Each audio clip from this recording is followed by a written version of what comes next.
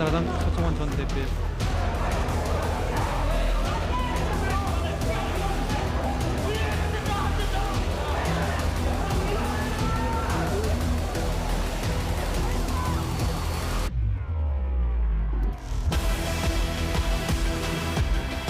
최순실 씨는 과거 제가 어려움을 겪을 때 도와준 인연으로 대통령에 대하여 상당 부분과 공모관계가 있는 것으로 탄핵을 받아야 됩니다.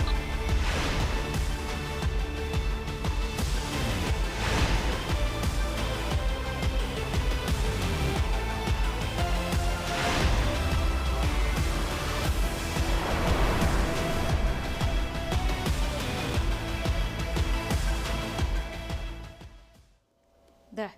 자, 2004년 그 탄핵 의결 당시 그 자리에 박근혜 대통령이 있었는데 지금 그때 상황과 자신의 지금 상황과 비춰봤을 때 어떤 생각이 좀 들까요?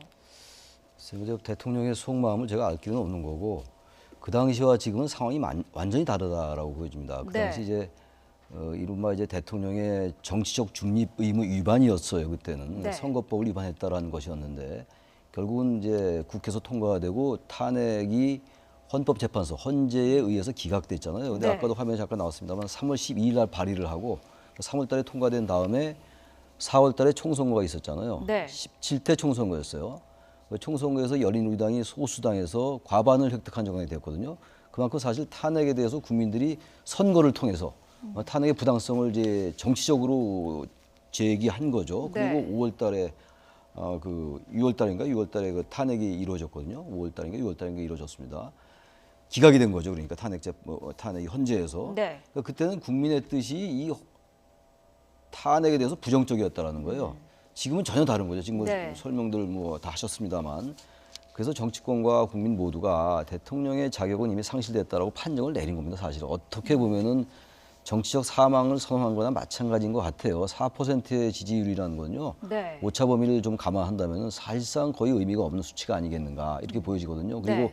그것이 한 번이 아니라 벌써 5%가 계속 나오고 이제 세 번째 또 4%가 나온 거잖아요. 이런 상황이기 때문에 그때와 상황이 다르고 대통령도 상당한 압박을 느낄 것 같아요. 네. 청와대 바로 그 앞에까지 코앞에까지 더구나 오늘 이제 200m 앞에까지 행진을 허용한 상황이기 때문에 상당한 이제 정치적 압박 그리고 심리적인 부담을 느낄 텐데 문제 이제 그러한 것들이 끝까지 탄핵으로 가고 헌재까지 갈 것인지 네. 탄핵의 결과를 역시 뭐 완전하게 예단할 수는 없다 하더라도 지금의 상황으로 볼 때는 국회에서 의결될 확률이 높아 보이거든요. 네. 그럼 탄핵이 의결되고 계속 이러한 국민의 목소리가 나올 때 헌재까지 갈 것인지 아니면은 국회 이후에 아직도 그 이제 그 자진 사퇴 얘기는 아직도 정치권에서 얘기가 나오고 있거든요. 네. 이른바 이제 질서 있는 하야라고 얘기하는 거 그런 것들이 가능할지 그거는 이런 촛불 민심에 따라서 상당히 영향을 받을 개연성이 있다. 물론 지금으로서는 자진 사퇴나 이른바 질서 있는 하야를 질서 있는 퇴진을 할 가능성은 대단히 낮아 보이긴 합니다만 네. 역시 이 촛불 집회라든지 국민의 압박이 계속된다면은 상황이 바뀔 개연성도 전혀 배제할 수는 없다 이렇게 보여집니다.